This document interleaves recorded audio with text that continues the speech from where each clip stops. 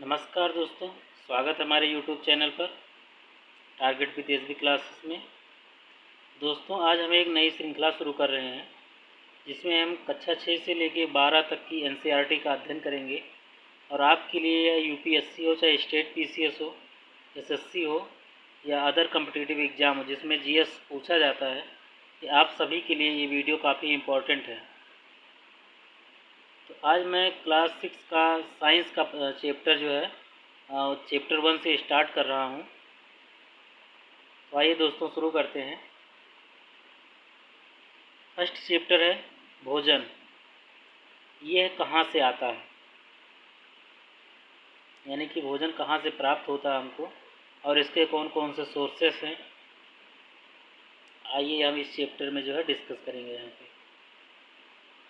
तो इसमें जो हमारा फर्स्ट टॉपिक है संगठक।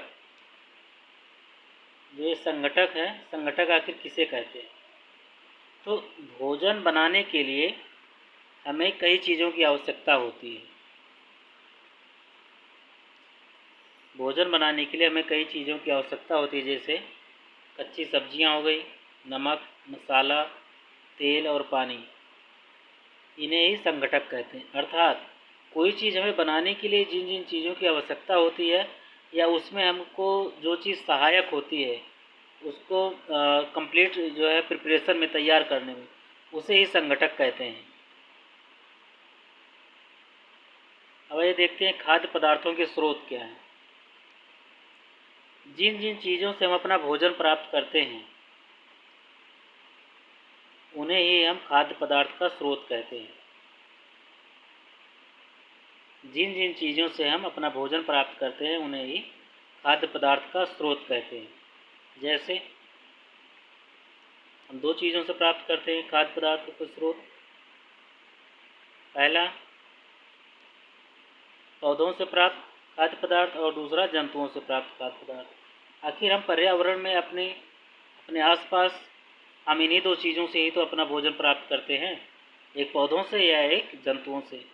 तो पौधों से क्या क्या चीज़ें हमको प्राप्त होती हैं, आइए देखते हैं। गेहूँ हो गया, दाल, चावल, मक्का, सब्जी या वनस्पति तेल, और भी सारी चीज़ें हो सकती हैं। तो ये पौधों से प्राप्त होती है। जंतुओं से क्या क्या प्राप्त होता है, जैसे अंडा हो गया, मांस, दूध, दही, मछली, पनीर इत्यादि। ये सब हमको कहाँ से प्राप्त होती है, जंतुओं से प्राप्त होती है।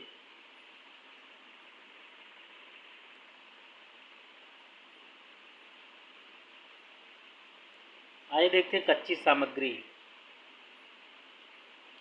खाद्य पदार्थों के बनाने के लिए जिन संगठकों का हम उपयोग करते हैं या प्रयोग करते हैं उन्हें कच्ची सामग्री कहते हैं। कोई भी चीज़ जिसको हम शुद्ध पदार्थ में बनाते हैं या खाने योग्य बनाते हैं तो वो शुद्ध रूप में नहीं होती है। उसके लिए हमें रॉ मटेरियल का यानी कच्ची सामग्री का उपयोग करना पड़ता है।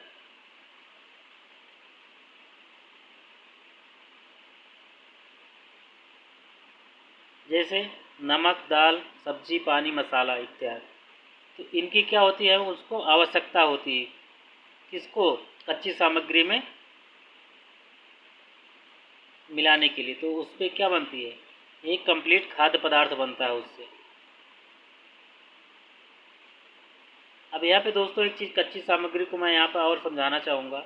जैसे शुगर केन है, हमारा गन्ना है, तो गन्ना क्या है, ये रॉ मटेरियल है। अब हम उस गन्ने से क्या बना लेते हैं, या तो गुड़ बना लेते हैं या चीनी बना लेते हैं। तो उससे क्या हो गया, वो हो गया हमारा खाद्य पदार्थ। तो हमने किस संगठक का उपयोग किया, शुगर केन का।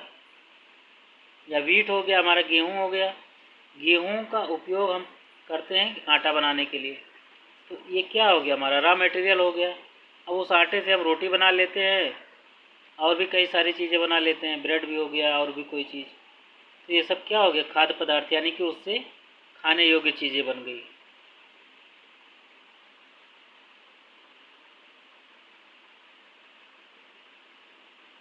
अब आइए देखते हैं पौधों के खाने योग्य भाग कौन कौन से हैं।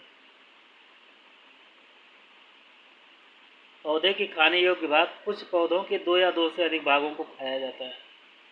इन्हें ही खाने योग्य भाग एडिबल पार्ट कहा जाता है। जैसे जड़ हो गया, तना हो गया, फल, फूल, पत्ता इत्यादि, ये सब खाने योग्य भाग होते हैं। अब आइए देखते हैं पौधे के कौन कौन से भागों को, किस किस चीज़ों को खाया जाता है। पौधों के भाग ये हैं, आइए देखते हैं। जैसे आलू का क्या खाया जाता है। आलू का हम तना खाते हैं, मूली का जड़ और पत्ता दोनों खाया जाता है, लौकी का फल खाया जाता है, पालक का पत्ता खाया जाता है, और भी बहुत सारी चीज़ें हो सकती हैं। इसके आधार पर हम यहाँ पे अनुमान लगा सकते हैं। दोस्तों हमको ये कमेंट करके बताइए और भी किन किन चीज़ों का जो है हम जो है खाने के रूप में उपयोग कर सकते हैं। अब आइए देखते हैं अंकुरण।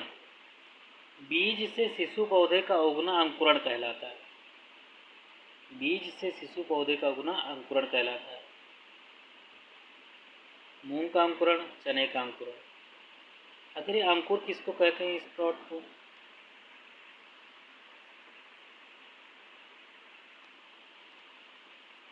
अंकुरित बीजों से एक सफ़ेद रंग की धागे जैसी संरचना निकलती है, जिसे अंकुर कहते हैं।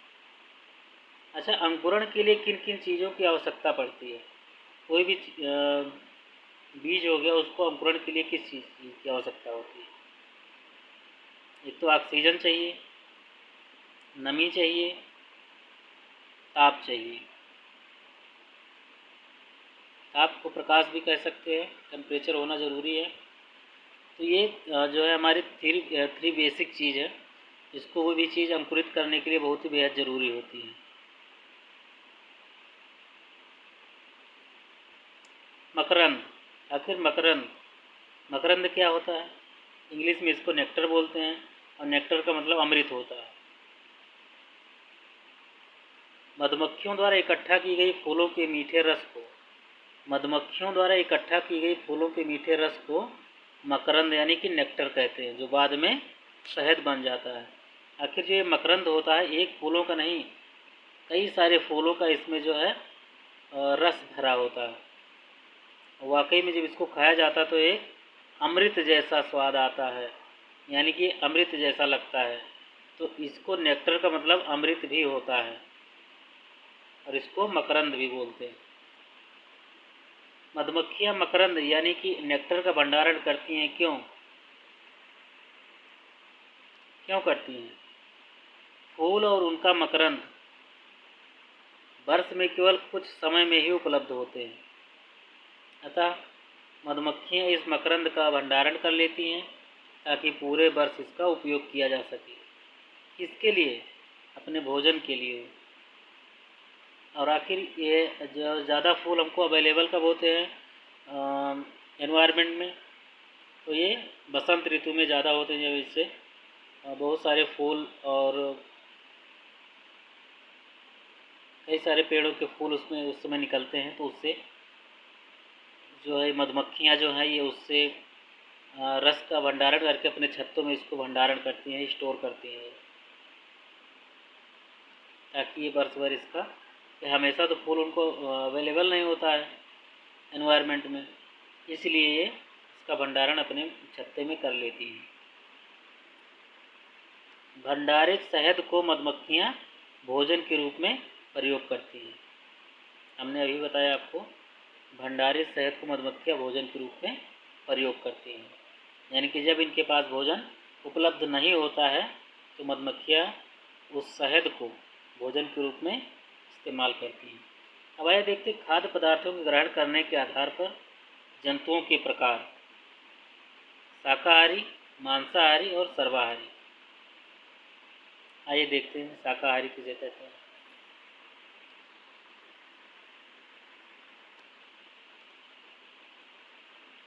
शाकाहारी वह जंतु जो केवल पादप या पादप उत्पाद खाते हैं, वैसे शाकाहारी कहते हैं। जैसे गाय, हिरन, भैंस और खरगोश, बकरी भी होती है। ये सब कैसे हैं? शाकाहारी। मांसाहारी वह जंतु जो केवल जंतु या जंतु उत्पादों को ही खाते हैं। किसको? या तो जंतु को ही खा जाते हैं या जंतु उत्पादों को खा जाते हैं, उन्हें मांसाहारी कहते हैं। जैसे शेर हो गया, बाघ हो गया, हमारे चील हो गया, ये सब कैसे हैं? सब मांसाहारी हैं।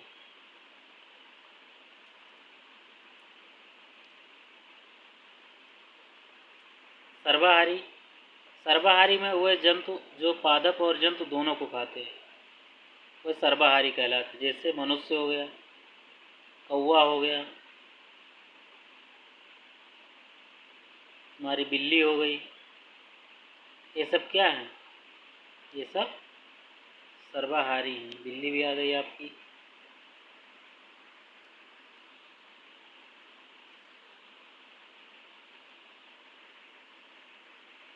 तो दोस्तों, ये था हमारा फर्स्ट चैप्टर, भोजन ये कहाँ से आता है।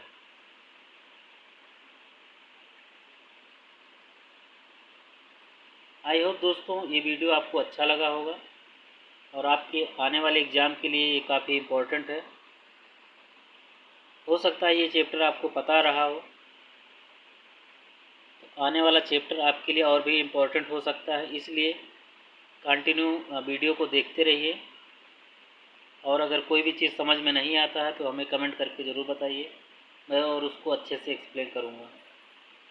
अगर वीडियो आपको पसंद आता है तो वीडियो को लाइक करें और चैनल को सब्सक्राइब करें और दोस्तों को भी इस चैनल को शेयर करें, इस वीडियो को शेयर करें, ताकि उनके भी पढ़ाई में ये काफ़ी काम आ सके और उनका भी भविष्य उज्जवल हो सके। बहुत बहुत धन्यवाद।